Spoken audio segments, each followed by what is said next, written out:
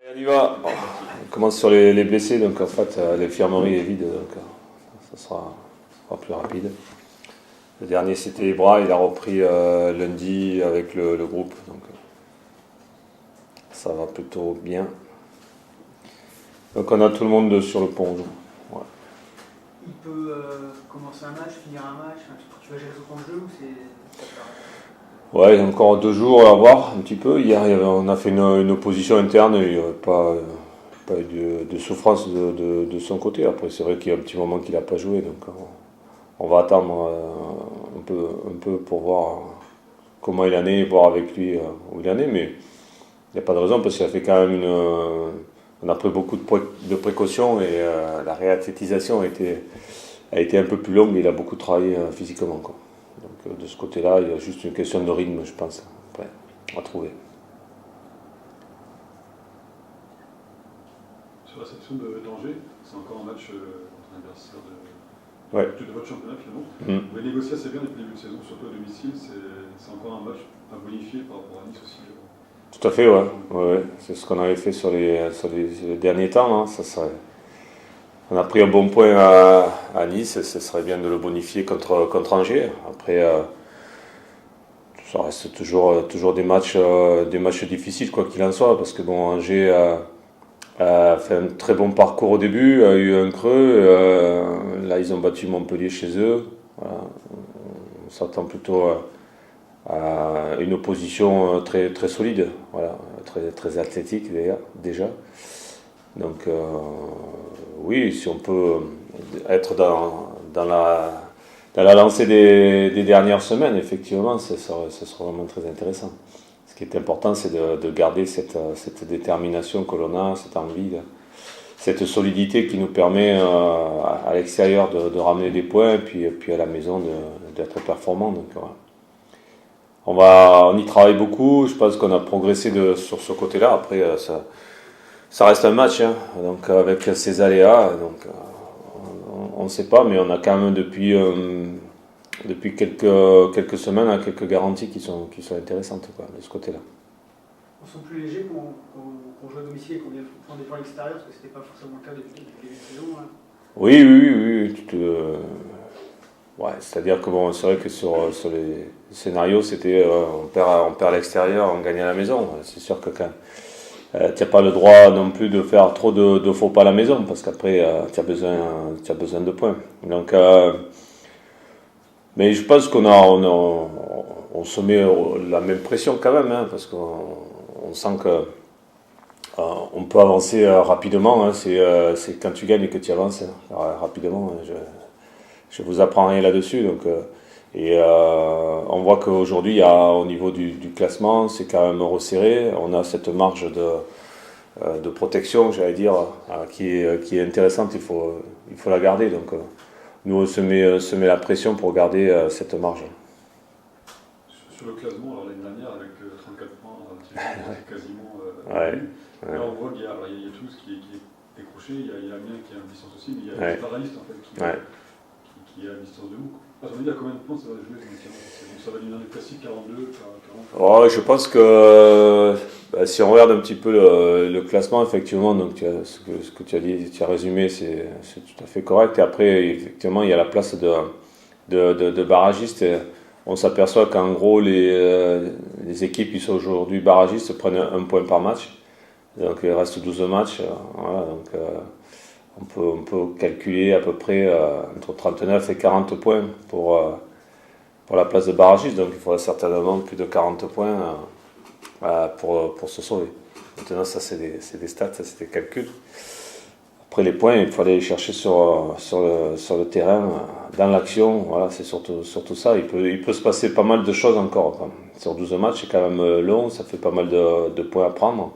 Donc, ouais, il y a vraiment rien de fait. Vaut mieux qu'on soit dans notre position, effectivement. Mais il y a encore vraiment rien de fait parce que on s'aperçoit que sur chaque week-end, en fait, toutes les équipes s'accrochent et toutes les équipes, même les équipes du haut, ont des difficultés aussi à gagner contre les soi-disant petites équipes, quoi. Donc, moi, je pense qu'il va se passer quand même pas mal de choses. Donc à nous de rester vraiment concentrés sur notre sujet.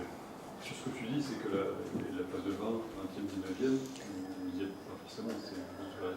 Je pense qu'on est assez protégé par rapport à la dernière place déjà, parce que c'est vrai que Toulouse, c'est difficile pour Toulouse, bien qu'elle ne soit pas condamnée. On vient de voir quand même Nîmes qui a changé de visage, hein, donc, et puis ça peut aller très vite. Mais c'est vrai que la marge est assez grande. Après, la place de barragiste, elle est vraiment à éviter aussi, quoi. Voilà. Ce qu'on va chercher à faire au maximum. Ouais. Quand on est promu, est-ce que forcément, même si on est aux 2 tiers de la saison, on continue de regarder, peut-être pas chaud, mais un peu plus à froid, l'écart qui sépare de la zone rouge? Forcément, oui. On est obligé de le faire. Ah oui, on regarde, oui, tout à fait. Ouais. Ouais. On suit attentivement tous les résultats du week-end. C'est clair que la semaine dernière, on a joué vendredi, samedi et dimanche, tu les passes à regarder les résultats, à regarder les matchs, à voir comment ça évolue. C'est tout à fait normal, parce qu'en fait, tu ne te sens pas immunisé du tout. Hein. Voilà, on voit que ça peut aller très vite. Hein. Donc, je prenais l'exemple de Nîmes, mais c'est typique. Hein. Donc, tu prends 12 points comme ça sur 12, ça va vite. Hein. Ça peut aller très vite. Et puis, voilà, on est à l'abri de rien. Donc, je veux dire, le travail, le sérieux, voilà, je dis parler de concentration sur notre sujet, et voilà, on est à fond dedans. Quoi. Voilà. Anthony, pourquoi ça va plus vite que l'année passée? Pourquoi il y a plus de points sur le bas de tableau? Ben, c'est toujours difficile et délicat à analyser. Ce qu'on s'aperçoit, c'est que c'est un championnat qui a eu du mal à se décanter. Puis après, voilà, petit à petit, les équipes ont pris leur place. Après, des équipes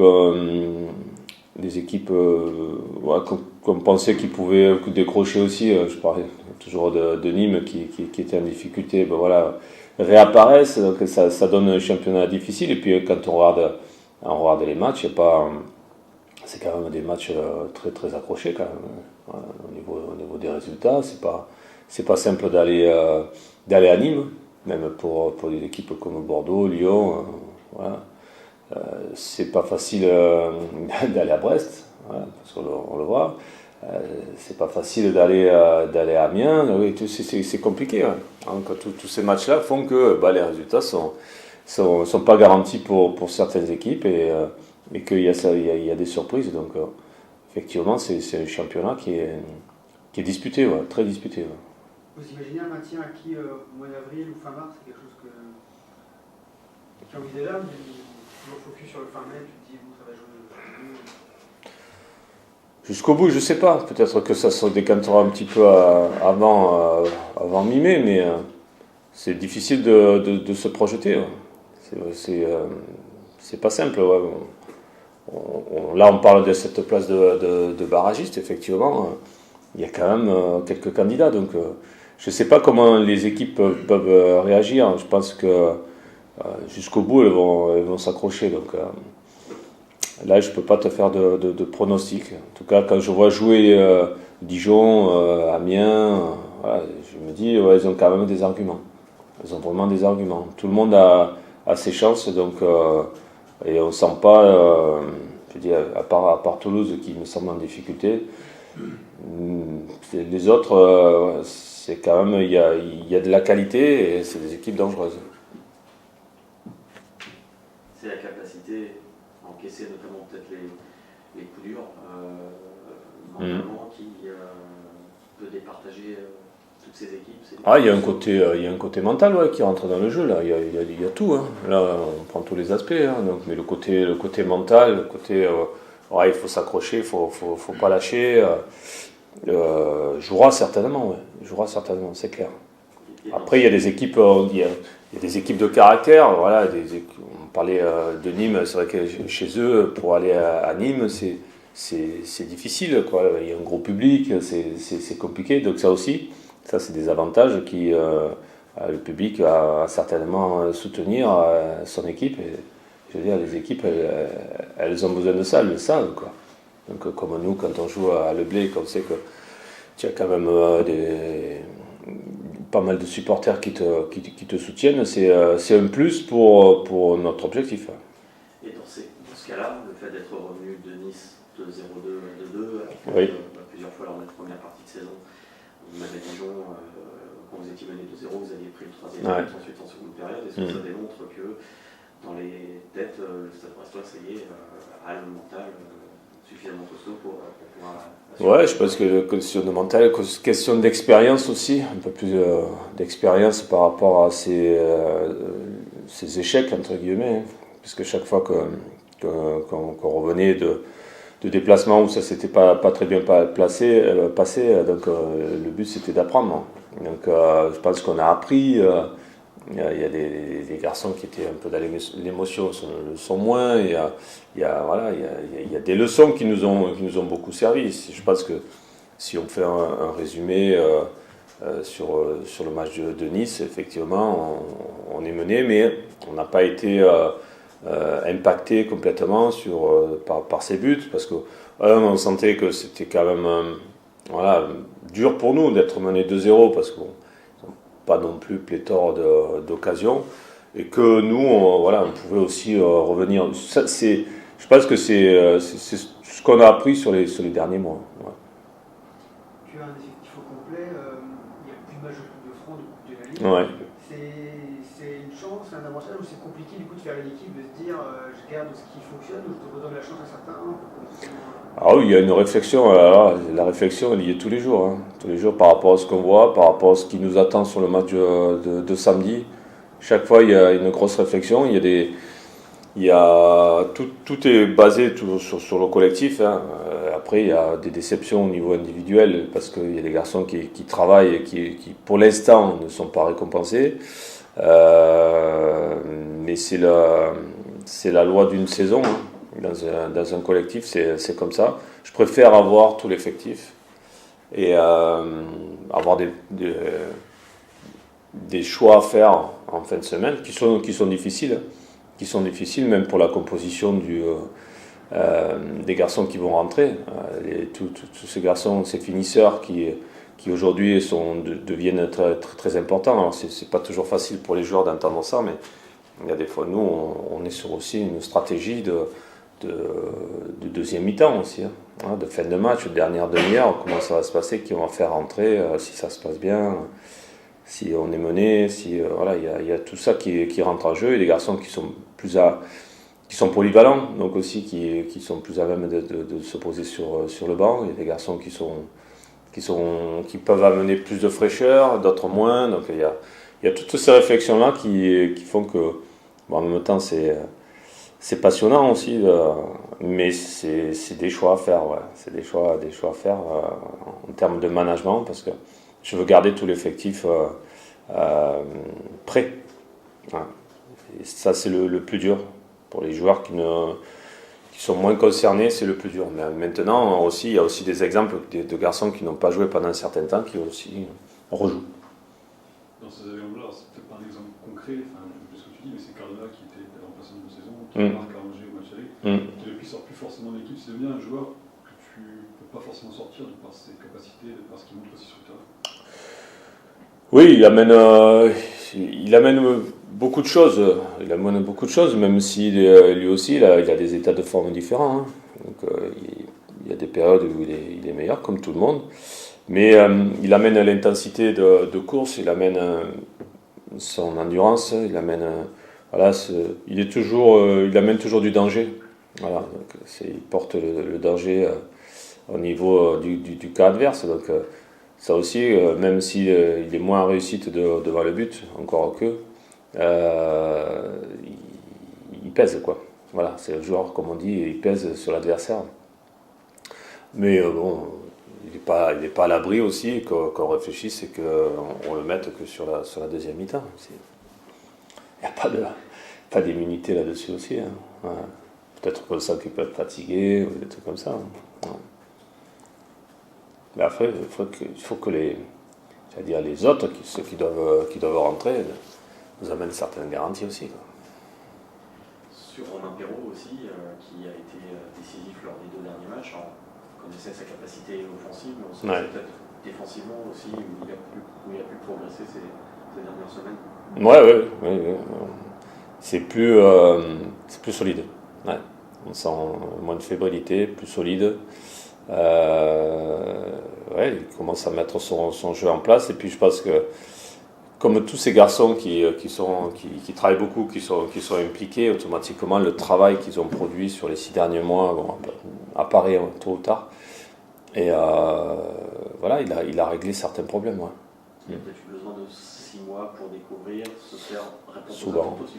Ouais, souvent. C'est le constat que j'ai fait sur les joueurs qui arrivent de division inférieure. Il faut minimum 6 mois pour digérer le rythme de travail, le rythme de l'adversaire. Il y a un laps de temps. Donc, suivant le caractère des uns et des autres, c'est en moyenne 6 mois. Quoi. Ouais. Il y a un Cardona qui, lui, venait de première division, mais de première division étrangère. Ouais. Lui, il a peut-être besoin d'un petit peu moins de temps, même si c'est une ligue peut-être moins réputée, le championnat belge. Ouais. Ça reste quand même la première division, ça reste le plus haut niveau, donc peut-être. Oui, il y a toute l'histoire du joueur, qui se fait. Et puis je te dis, il y a le caractère. Je pense que Romain a découvert aussi des grands stades avec des grosses ambiances, avec des joueurs, avec des noms, qu'il n'avait pas spécialement connus auparavant. Donc ça aussi, ça situe un peu dans l'émotif. Ça peut jouer contre toi. Voilà. Après, petit à petit, tu te blindes là, et puis tu rentres dans le jeu. Et tu n'as plus ce problème d'émotion, enfin moins, et tu te concentres un peu plus sur le jeu. Je pense que Romain était dans ce cas-là. Quoi. En face, à Angers, il y a Stéphane Blanc.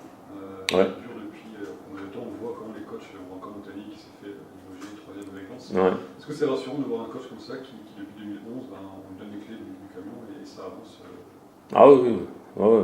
C'est un exemple. De toute façon, Angers, depuis un bout de temps, depuis quelques années, moi quand j'étais à Dijon, déjà ils avaient un temps d'avance sur nous, dans ce qu'ils ont construit, avec Olivier Piqueux, avec le président, il y a Serge le disait, il y a Patrice Sauvager dans ces garçons que je connais bien. Ils ont construit petit à petit le club pour qu'ils montent en Ligue 1 et puis ils se posent comme un bon club de Ligue 1 avec un budget serré. Quoi. Donc pour moi c'est un bon exemple. Après ce qui est intéressant dans ce qu'ils ont fait, c'est que dans les moments difficiles, où normalement c'est l'entraîneur qui lui est limogé quand ça va pas, ils se sont plutôt resserrés, ils ont cherché des solutions ensemble et ils les ont trouvées. Et parce que je pense que Stéphane, avec son staff, c'est des gars sérieux qui bossent tous les jours, qui sont impliqués, et ils peuvent avoir des moments où dans un club c'est un peu plus compliqué, mais il y a une sorte de solidarité qui se crée, et derrière ça fait une grosse solidité, quoi. On sent un club solide. Après, des fois il y a des aléas, aujourd'hui ils ont certains aléas, mais je parle purement sportif, je pense que c'est vraiment un bon exemple. Ouais. Alors rassurant, oui, c'est rassurant, mais enfin, il n'y a pas beaucoup de clubs comme ça quand même. C'est pas rentré dans les mœurs, ça c'est clair. Voilà. On pourrait développer faire un bouquin là-dessus. Je pourrais y passer la matinée.